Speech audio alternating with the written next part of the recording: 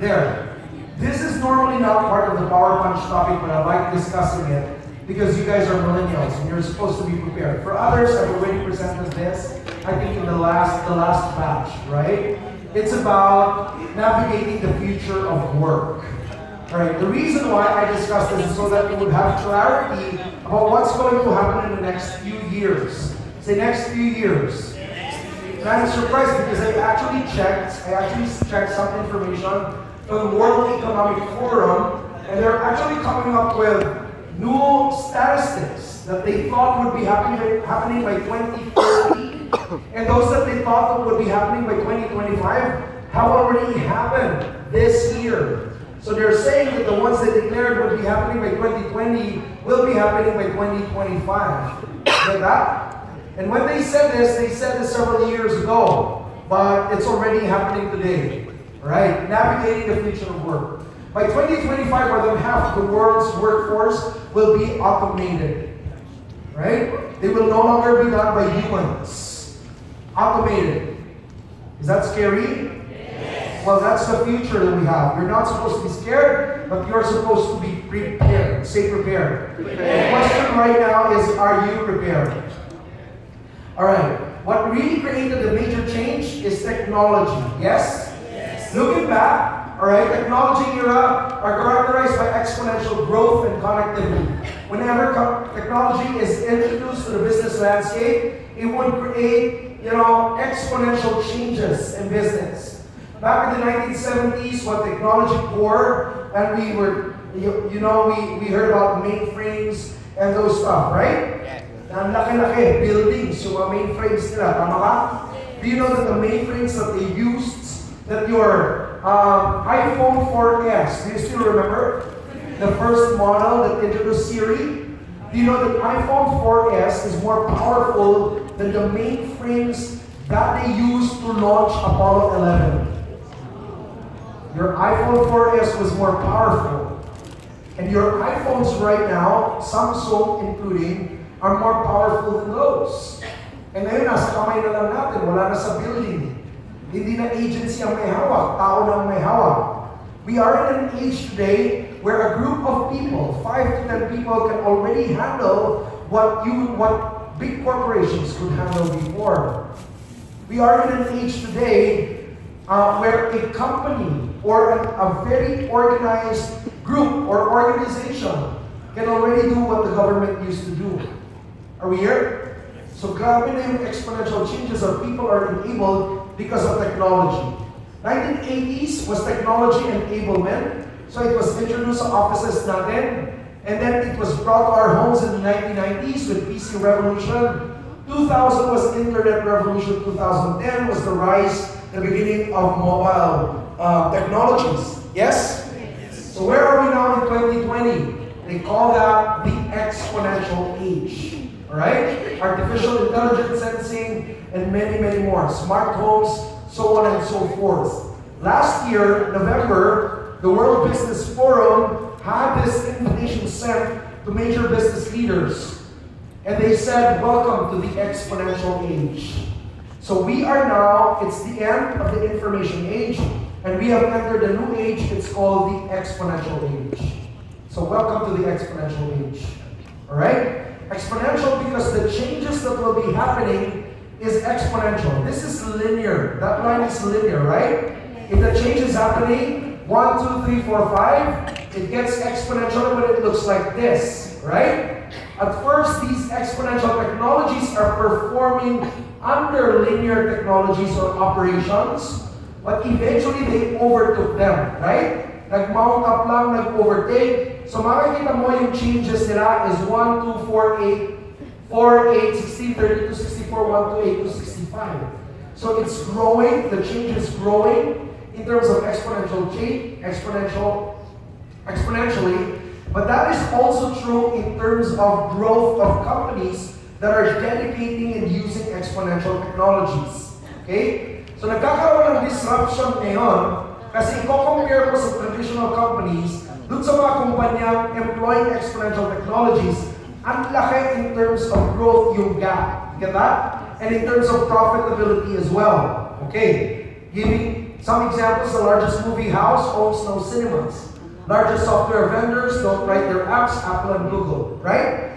The world's largest taxi company, they don't own taxis. It's called Uber. The largest accommodation provider owns no real estate. It's called Airbnb. The largest phone companies own no telecom infrastructure. It's called, we have WeChat, Messenger, and those stuff. Popular media owners create no content. Facebook, and many more. Fastest growing banks have no actual money. It's called Society One. In other words, the ones that are growing by leaps are those that are using exponential technologies. No longer businesses na linear ang gamit nila. And I believe that we are at the stage where hindi tayo sa simula. Nakikita natin, lumalaki at bumibilis yung mga changes. Sa Singularity University, because they're also researching and tracking the changes, they said that 10 years from now, that's about, when is that? 2030, for example. 10 years from now, by 2030, our world will be 10 times different than we are today.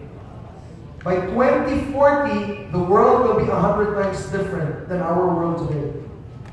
And by 2050, the world will be totally different by 1,000 times than we are today. Hello? Hi. Many changes are actually happening. And we're just at the beginning of it. Ito pa lang nakikita natin, internet, social media, mobile cloud, big data. Hindi pa tayo pumapasok sa 3D printing in the Philippines right now, but it's already being done, right? Have you heard of that guy who printed his own Invisalign? Di ba very expensive yung Invisalign? Right? So pag nagpa-Invisalign ka, usually over 200,000 pesos. Because nag-expire na ang 3D printing patent, it's now available, pwede mo siyang kopyahin. And you can have your own at home. This guy printed his own Invisalign. Hello? Hi. What used to be thriving industries, in manufacturing, for example, they will start to close down. Because people will be manufacturing their own. In China, a 6-story building was built, puro 3D printing. One day, you will start printing your own shoes at home. That's true. Hello? One day, nobody would sell these glasses anymore. Why? Because you can print your own customized glasses. Why? Expire. Last year, nag-expire na ang 3D printing patents. Yung mga ginagawa sa mga Justiso and all, that was 3D printing. Get that? They're the first one to adopt 3D printing. Alright. But today, you can already 3D print yung mga solid materials. For example, ang NASA, they don't transport yung sa satellite nila, they don't transport the materials anymore. They print their own materials outer space because of 3D printing. It's going to affect a lot. Going to affect construction, manufacturing, and all. 3D printing at marami pang iba because they are combinatorial in nature. Pag kinumbine mo siya, may bagong technology na lalabas. So we're here, and it's gonna go this way. Up to 2020, 2050. So far sa nakikita ng mga nagpa-practice ng foresight. Hello? So changes are going to happen. In other words, we live in a day where science fiction is increasingly becoming a science fact. Is it a wow? For young people, probably a wow. For others, it's not a wow, right? They dread the idea of science fiction becoming a science fact. But ikaw mismo, how do you feel about it? How do you feel about this new era? While we get excited about the new era, we also need to look at the responsibility of balancing things out during the transition period as we jump from one era to another. Tama? But more companies are getting excited of technology. Do you know that? Do you know that? For example, 60% technology is increasing the pace of change. Nearly 60% of Canada's business leaders agree on that. They all agree that by integrating exponential technologies into business, mas tataas ang profitability, mas bibilis ngayon yung change, mas ma-accommodate sa mga kumpanya nila. You get that? And another thing is this, di ba? Yung productivity tataas. Nung in-introduce yung mobile technology, it increased productivity growth annually, but now with AI and robotics, mas tumaas pa. So ano ngayon ang magiging problema? What do you think would be the problem? Ang problema would be this. Alright? Sabi nga nila, over the long term, automation technologies will be primary engine of prosperity, lifting wages, living standards, and work conditions. But in the short term, these same technologies present risks that must be managed. So what would be the risk? What's going to be the greatest risk of the exponential age? What do you think? What? Exactly. Why? Because humans are trained to be linear, while technology is exponential. Hello? Yes or yes? Yes. Ito, hindi ko pa updated. Ha? May bagong nilabas sa World Economic Forum ngayon. But skills disruption by 2015-2020, 35%. But now in their new data, they're saying that's going to happen in 2025. Everything will start to happen in 2025. Di ba yung mga bago dito? Wala na siya by 2025. Totally new list of skills. Hello? Are we here? Now, is it possible for somebody with MBA to be out of work even if he's back with 15 years of experience? Is that possible? Sino rito may mga MBA? Pakitaas ng kamay. Nahirap ka pa rin maghanap ng trabaho na gusto mo. Or you could fit in with an income that you want. Yes? Definitely, right? Right? Because companies are beginning to change, especially sa labas. So anyway, ito binago na rin ang World Economic Forum. Pero tingnan lang natin. Anyway, dati in 2015, complex problem solving, ang forecast nila by 2020 would still be number 1, right? Yes? Yes or yes? Yes. But do you know what? By 2022, complex problem solving will fall number 8. What? And there's a whole new list that will move up. Hindi ko lang siya nailagay pa sa slides ko. But you know what came in as a surprise at number 5? What? Sales and marketing. Yeah. Sales and marketing is moving up sa top skills that will be required and will be in demand by 2025. Amazing? Yes! Amazing. Lahat ng mga ginagawa nyo ngayon, eventually. Maybe tomorrow or later after the break, I can show you some of those. So kung titignan mo, lahat yan nagbabago. Number 1 dito, dati coordinating with others was here, but now it's number 5. People management was number 3. But right now, people management where is number 4, so it went down a bit. Negotiation is number 5, it's number 9. Quality control number 6, where is it now? Nawala na si quality control. Service orientation, ganun din. Nakuha niyo? So nagbabago-bago ngayon. In other words, lifelong learning is very important, and of course, cognitive flexibility. That's why it's very important that you become what? It's very important that you learn this skill, basically to thrive in the future of work, right? It's called metacognition. It's knowing exactly how your brain works and leveraging on that to thrive in the future of work. Okay. So upsizing your cup is very, very important. Right? So who will be most affected by the future of work? Anyone knows? Then nagbabago-bago lahat. Who will be most affected? Who do you think will be most affected? Sino? Sino? Yes, us, workforce. But sino particularly? Would you like to know? Based on facts. Una-una, yung magiging fresh graduates will be affected. In fact, in their studies, 60% of students are being trained in jobs, but that will be radically changed by automation. I can honestly say, frankly say that in the Philippines, a lot of our students are trained in formal education for jobs that will no longer exist by the time they graduate. Hello? Entry-level occupations and roles for young people are starting to disappear. 70% of young people currently enter the workforce in jobs that will be radically affected by automation. Fresh grads. Who else? Sino yung mga high-risk workers na sinasabi dyan? What? Sino? Yung nasa currently mid-career hanggang nearing retirement will be affected as well. Because they're used to a part of the business operations that will mostly be affected by automation. Yes or yes? So kung ikaw yung tipo, sige magtatrabaho ako hanggang sa intayin ko na lang dahil malapit na akong mag-retire. Are you sure na makaka-retire ka?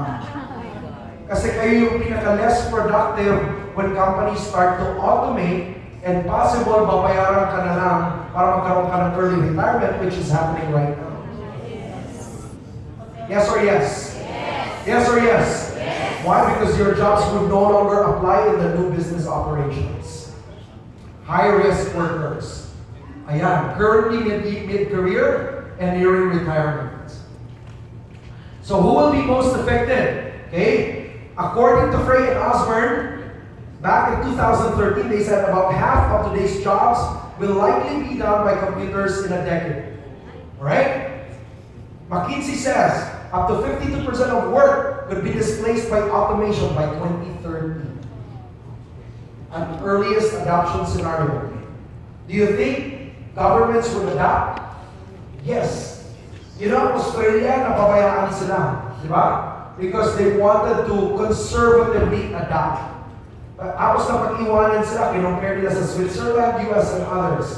And then, alam mo, nung quinantify nila how much they were losing, they're losing $1.3 trillion because of few years na wait and see muna sila.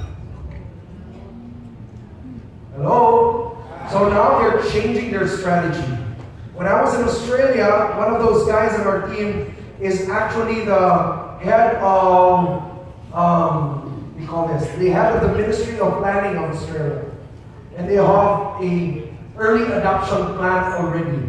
Tapos ngayon, sobrang busy yung mga kumpanya, sobrang busy nag-work sila together so that they can start adopting early adoption strategy. So that they won't lose another $1.3 million in the next couple of years. Hello? They're losing to their competition now. Alright? Ano yung mga industries? Accommodation and food services, 73%. If you go to, when I was in Singapore, I stayed at Yotel. Have you heard about Yotel in Singapore? It's a concept nila, medyo advanced sila, gano'n. And they have this little robot that if you order water and it's for free ang water, it will be sent to you by this robot named Yoshi. Hi, I'm Yoshi. Alright? Sasabihin ni Yoshi ngayon, parang, sasabi si Yoshi, tatawag sa phone mo. Diba naka-enroll yung phone number mo? Bigla tatawag sa phone mo, I'm outside your room. And your water is here. Meet me. Tapos ang cute-cute niya. I'm Yoshi. You may take your water. How do you like my service? Ang cute-cute niya. And deliver lang ang tubig. Grabe, ilang beses akong order ng tubig. Tapos every time papasok na si Yoshi, lahat ng tao maririnig ka sila. Ay, I'm Yoshi pag nag-greet sa'yo. So lahat yan, lalabas ng tikulan. Oh, it's so cute. Gaganon yung mga tao. Di ba? Marireplace yung mga waiters. And all, right? Manufacturing, transportation, so on and so forth. When you go to San Francisco, there's a restaurant in San Francisco na malungkot. Then uupo ka doon, may mesa, may iPad, mamimili ka ng order mo, wala kang makita kung sino mag-attend. Maya-maya, yung tray mo lilipad na papunta sa'yo. In a drone. And then you can start eating. Hello? Domino's Pizza in New Zealand, pag umorder ka, i-deliver sa'yo by a drone as well. Grabe, di ba? Grabe, pagdating ng panahon, pati pilot, marireplace na because of that same concept. There. It's possible for pilots to be replaced? Yes. Definitely. So what else? Jobs that are non-routine but manual jobs, eventually they will be replaced by automation. Routine and manual. Manual labor, routinary. For as long as you can define your job process, eventually you are at risk to automation. What else? Routine cognitive. Gamit yung utak mo, pero routinary. What are examples of those jobs? Ginagamit yung utak, pero routinary yung proseso. Accountants are replaceable. What else? Lawyers? Are lawyers replaceable? Yes. Are you sure? Yes. Let's see. That's a photo of Toyota. Wala akong makita ng tao. 100% automated. What else? Travel agents. Sino pa? Cashiers. If you go to Singapore, Jollibee Singapore, ganito na. Nagbayad ka. Tama? Wala ng tao. Do you think dadalhin nila sa Pilipinas yan? Definitely, so mawawala yung mga cashiers dito. Sino pa? Librarians. Pagdating ng panahon yung mga libraries para mga museums. Pupunta ka na lang para makita mo yung actual. Tama?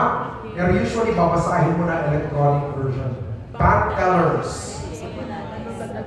Sa Amerika naman, halos wala ng bank tellers eh. Diba? Tama? Dito lang may mga bank tellers sa atin. Pagdating ng panahon, siguro 3 years, wala na yan.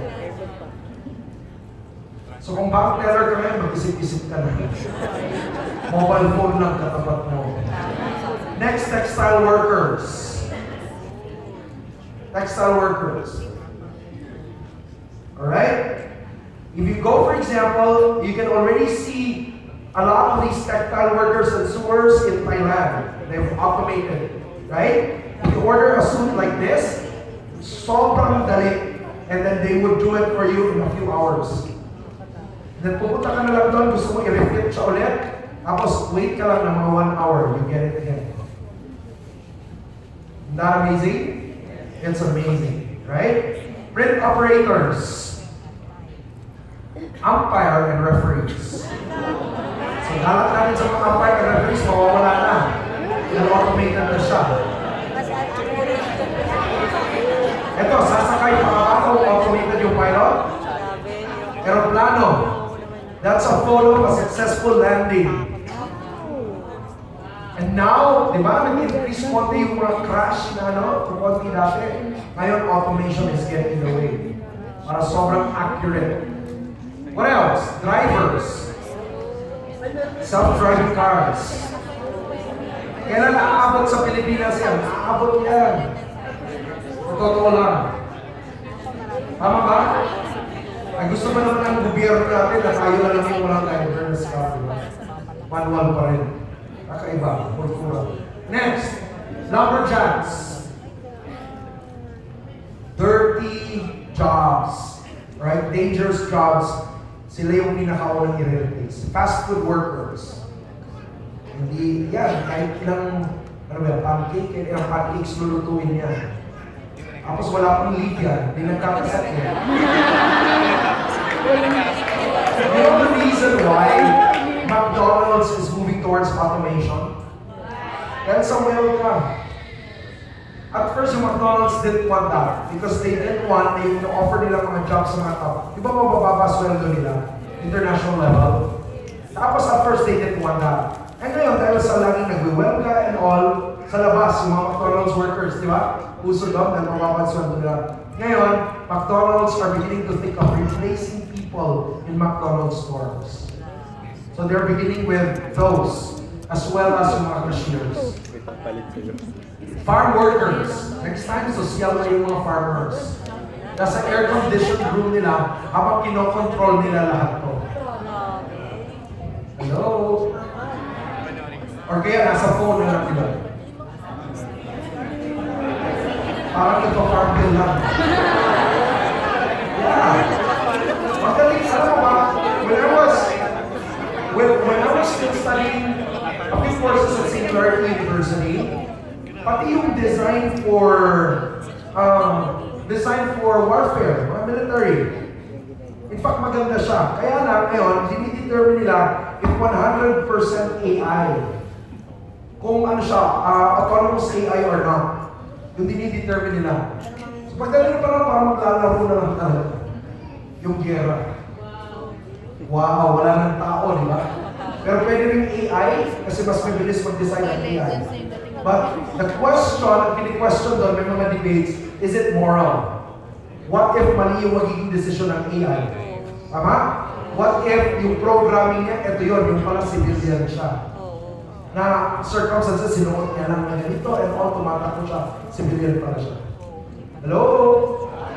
What else will be affected? What else? Doctors will be affected. Yes. Kung pupunta lang ka sa doktor para magpa-diagnose, at Singularity University, one of those guys created a nanobot smaller than your red blood cells. You can inject it, and eventually it will report every single status ng cells mo. At the onset of cancer, for example, ma-observe na siya. Kaya lang wala pang law for that because the medical world will be affected. But the gadget is already there because it is designed na magiging home kit siya. You don't have to go to hospitals to do that. A lot of these technologies are actually in the shelf. Wala pang backup legally. There are no policies yet. But for as long as may policies na, lalabas natin. Hello? They're even creating a solution for parang wala nang shortage of water, drinking water. Mga bacteria ang ginagamit. And synthetic biology. Yung mga bacteria mismo, they are engineered in a way na yung water, nadami sila doon. Tapos nadami sila, magiging malinis yung tubig.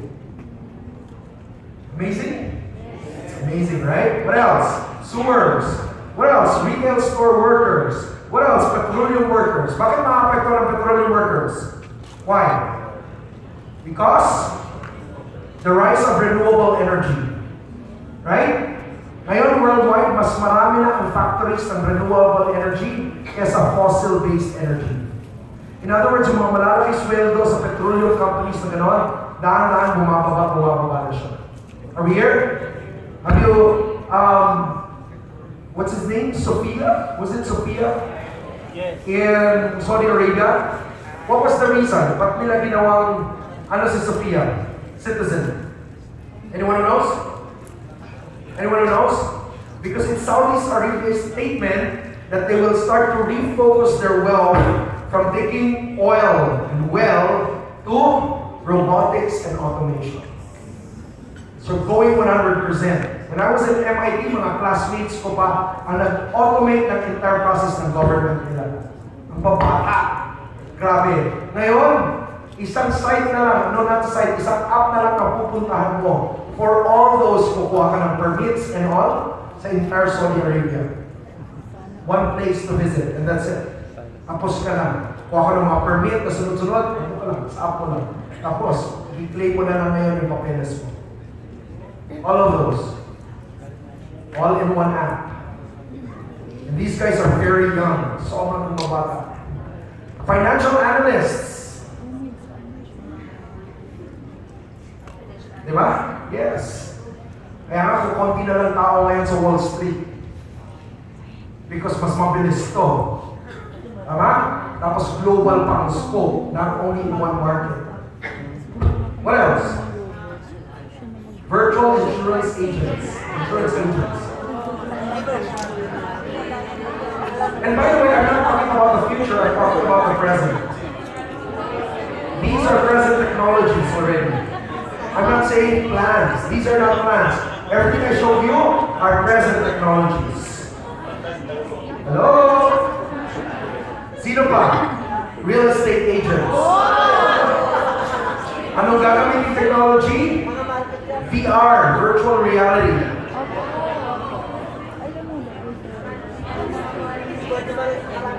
VR and AR, augmented reality, virtual reality. What else? So hindi lang pala yung mga blue-collar jobs affected ng automation. What else? Accountants. And this is again not the future, it's ongoing. What else? Super intelligent attorney. The guys who developed that is the College of Law of Oxford University. They developed that for several years. And you know what they did? Tinest nila for several tests. Lumabas ng humans, when they give you advice, human lawyers, when they give you advice, 70% yung accuracy. Ito, 97% accuracy. And the advice will come after 2 minutes.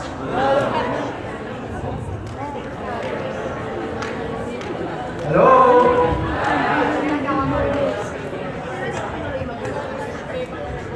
So, saan ka pupunta ngayon?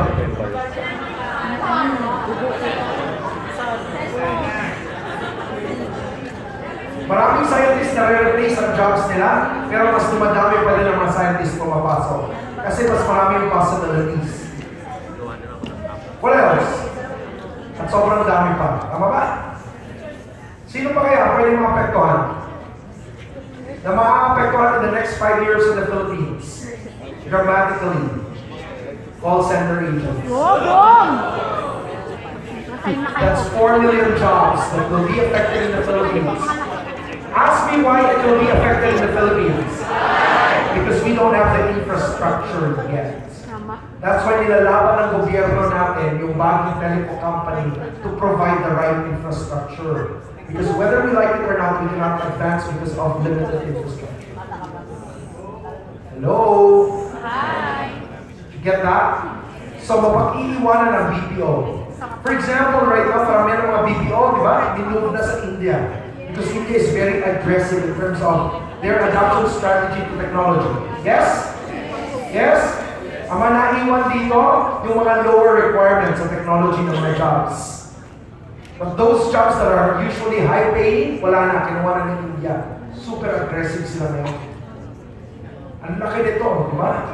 Because this is contributing about 7% to our GNP. Alright, so it's your career future-proof. Is your career future-proof? Are you sure? So let's take a look at another survey na ginawa pa rin ng McKinsey. Alright? So that's 25 million, representative of 25 million. And yung mga colors dito would represent age groups. Yung Pilipinas ba dito? Ay, ang Pilipinas. That's the Philippines. So I would say that's a total. Ito yung solid ha, na mawawala. That's a total of what? Out of that, probably 3 to 4 million, right? 3 to 4 million jobs in the Philippines will be replaced by automation. Ang age group niya would be 25 to 30 years old.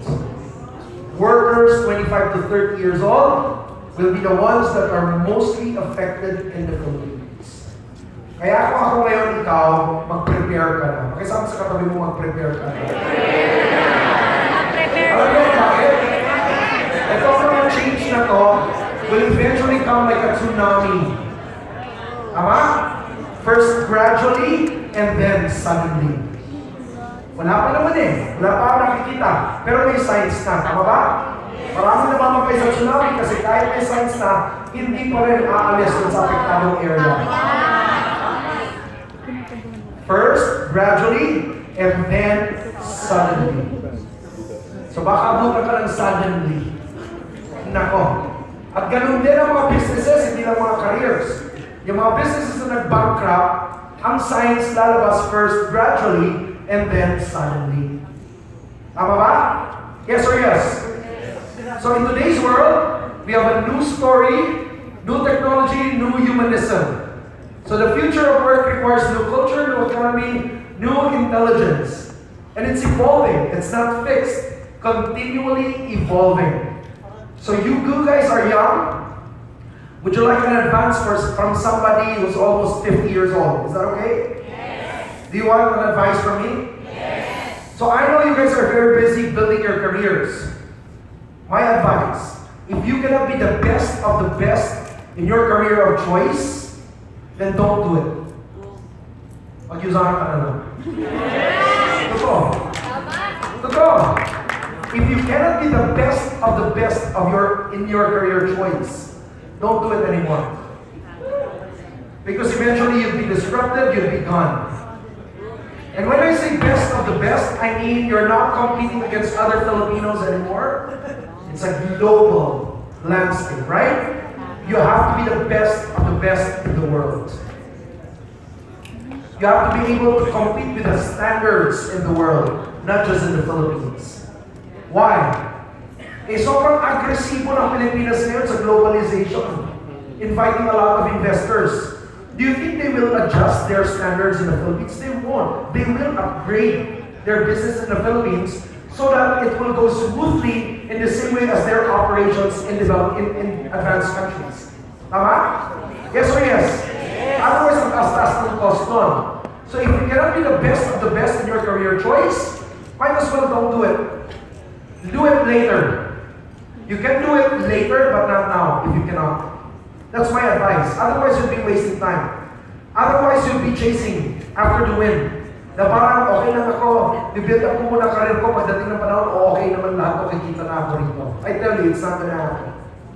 So it's better that you have hybrid thinking. What is that? While you are thinking about how to survive today, you have to start thinking about how to thrive tomorrow. Are we here? Yes. While you are enjoying your job today, you have to start building a career or a path that will ensure you for tomorrow. Yes or yes? Yes. Now, how to be future-proof? Would you like to know? Yes. Do you want to know how to future-proof your finances? Yes. Is finance important to you? Yes. So how can you future-proof your finance? Ask me how. By being your own boss. That's the only way. That's the only way to future-proof your finance and even your career. I'll prove that later. Now, career is different from finance, tama? Because if you focus too much on your career, sometimes your finance is left out. Sino rito sobrang dedicated sa career niya, wala ka pa rin pera hanggang ngayon? So you already know what I mean. Right? So the career path is not necessarily the best financial path. So if you think your career path is the best financial path, you're wrong. And your nanay, tatay, and people around you can prove that. Yes? But I would say that if you cannot be the best of the best in your career choice, might as well postpone it and start focusing on future-proofing your finance. Hello? I did that as a personal strategy. I'll tell you later on my story. Okay. Now, ang problema, takot tayo to get into entrepreneurship. We're all afraid to be business owners, right? Yes. But not this generation and not this group, I suppose. Yes! But if you are still part of this group, pero takot ka pa rin maging business owner, entrepreneur, I tell you, there are some reasons bakit ka takot. And I'll give you 12 common reasons why people don't start their own businesses. Number one, the fear of failure. Ama? Takot kang magsimula dahil takot kang mag-fail. Pero kung hindi ka naman magsisimula, guaranteed mag-fail ka rin sa trabaho. So magsimula ka na lang kahit may takot ka. Kesa di ka magsisimula, mag-fail ka din naman. Kalaban mo si AI and robotics. Tama ba? Kung ako boss, pipiliin kita. Hindi, dahil ang reklamo mo, ang dami mong sick leave. Si AI wala. Hello? In this environment, mag-fail ka rin naman. So might as well start even if you have the fear of failure. Because I tell you, fear of failure will always be there. It will always be there. I still have it up to now. You get that? And that's also the reason why I strive harder. So that I minimize the failure and keep on advancing. Are we here? So it can be a motivation. Dance around your fears. Number two, inadequate resources to start a business. Lahat naman tayo, di natin alam even if we started our own careers. Yung trabaho natin, tama? It will always begin with inadequacy. You will always be inadequate. Do not wait until you are adequate. Do not wait until you have all the resources in the world before you can start chasing your dreams. Before you can start building a legacy. Before you can start building your business, right? Yes. And good news, we already have business models today that won't require a lot of resources. What are the three greatest resources you will need for your business? Number one is capital. Yes or yes? Yes. Number two is what? Expertise, right? And number three is people. Yes? Yes. Yun yung pinakamalaking hurdle. Wala akong kapital, wala akong expertise, at wala akong taong pwedeng ma-hire to run my business. There are business models na in-address yung tatlong yan. For example, an example is Usana. You don't need a lot of capitalization in Usana. Yes. Mas mahal ka cellphone mo kaysa sa capital sa Usana. Yes. Number two, expertise. You don't need a lot of expertise, right? Because you have a mentor, Caleb, you have mentor and coaches who can teach you. Right? Yes? Yes. So you don't need a lot of expertise to do that to begin with. You don't even need to hire them or coach them. I mean, hire them so that they can coach you. Or hire them so that they can mentor you. They can work as consultants for you, but they're for free, so you don't need expertise at all. Alam mo ba, sobrang expensive kumuha ng consultant? You know how much we're paid as a Marshall Goldsmith coach? With one client, executive client per year? I make $35,000 to $50,000 US dollars with one client per year. Hello? And that's 12 meetings in a year. Pero sa totoo lang, ang hirap-hirap nun ha. Because I work, I tell you how I did it. Okay lang? Later. Mag-usana na muna kayo. Totoo lang, because that's what I did. As I told you, pinospone ko yung career plan ko so that I can build my financial plan. Because if you already have the finances, it's easier to advance with your career. So kung itapon yung mga passion mo, dadating ka rin dyan. Unahin mo na muna to, 5 years, 10 years.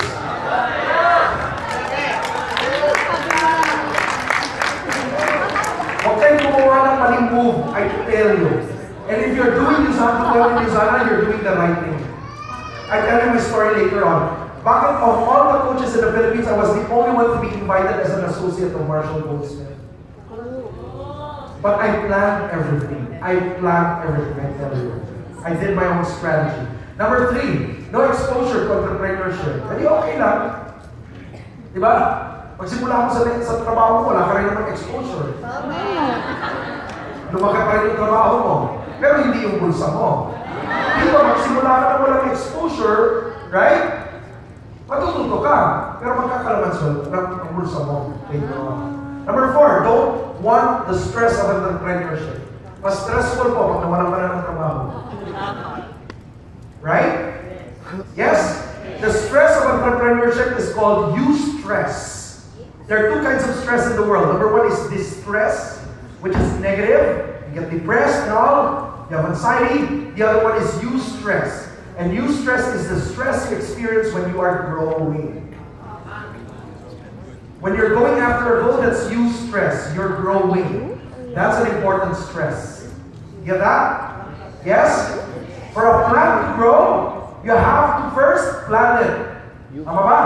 So that the soil, the water, the heat, the microorganisms, and all elements of nature work together to break open that outer wall of the seed para lumabas yung totoong buhay niya.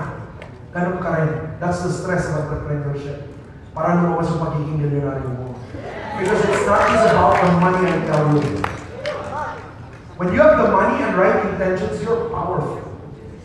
You can change the world.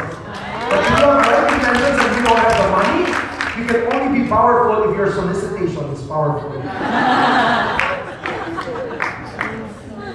Right? A lot of you have good intentions but no money. That's why you don't materialize your intentions.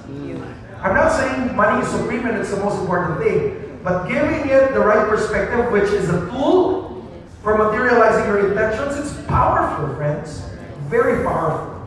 Number 5, not in line with my job experience. Sino rito na yung trabaho mo in line dun sa kurso mo? In line sa kurso mo? Yes? Dati. Dati, hanggang hindi na. Tama ba? Because you're not desired and you're not promoted based on whatever is in line sa kurso mo. Tama? And after all, by the way, our brain is neuroplastic. Walang linya-linya. If you dedicate enough time, effort, resources towards that, eventually your brain will create the wiring to support you towards that direction. Number 6, lifestyle choice.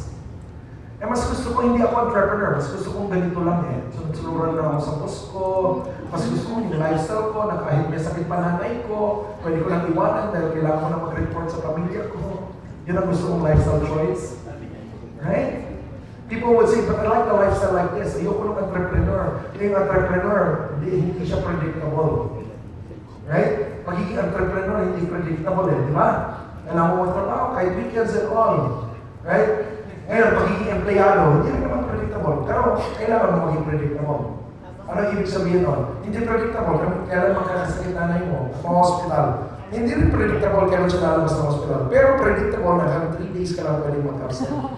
Para lang nanay mo. Tama? Tama. Yes or yes? Yes. Nag-sick leave ka, di ubus na lahat yung sick leave mo. Di ba predictable after ilang days, trabaho ka na ulit? Yun ang gusto mong predictable, right? I'm not against employment. I'm just saying that, my bias is towards entrepreneurship. Because I've been there. That has been my path. And obviously, you're working for an entrepreneur. That's the biggest fact. You're making money because an entrepreneur is giving you a portion of that big money that you're making for him. Hello? Number 6, 7. View starting a business as tough and hard work. Lahat naman hard work. At least dito wala kang boss. Mas hard work yung may boss ka every day. Number 8, poor view of people with money. Ayaw ko yung mga tao kasi yung mga mayayaman kasi ganito. Paano kung iba kang mayaman? Tama? Paano kung mayaman ka pero simpait ka ni Mentor Caleb? Tama ba? Yes or yes? Yes. Number 9, no idea what business to start. Hindi mo yung sana ka na nandito. Wala kang idea, huwag ka na mag-isip. Diba? And by the way, don't just join any network marketing company. I did my own research before. I realized the best, diba? Ang prinsipyo ko, if you cannot be the best of the best, don't join or don't start it. Right? So that's why hindi ako nung nag-coaching ako before, sabi ko, I cannot be the best of the best, grabe yung competition, and I don't have the resources. Sige, ito na muna, so that I can be the best of the best, and I can do whatever I want. Nung bumalik ako, I already have the plan how to be the best of the best. Right? And I worked it out for a year, and more than a year, almost 2 years. Eventually, I got the attention of Marshall Goldsman. I got picked up from the Philippines to be the only one as the associate. Isn't that amazing? I don't even need to market myself now. Right? That's amazing. Number 10, fear of selling. Lahat naman nagbebenta naman talaga tayo. When you tell somebody, hayaan mo yung boss, matulog lang tayo, binibenta mo yung concept ng matulog. We're all selling an idea. Might as well sell an idea where you can make a lot of money. Yes? Yes. Number 11, need the security of a steady paycheck. Okay. No need to explain. Steady nga, pero kulang. Akalin mo yung steady, pero kulang. E di steady yung utang mo. Diba? Steady siya, kulang. E laging kulang, e di steady yung utang mo. Wala namang utang na lumiliit. Lahat naman utang lumalaki. Kapag steady. Dahil di mo mabayaran, dahil kukunti yung sweldo mo. Lastly, number 12, not driven to succeed. Problema mo na yan. Kasi actually, kahit sa employment, if you're not driven to succeed, you will be a suffering worker. You have to be driven to succeed somehow. Yes?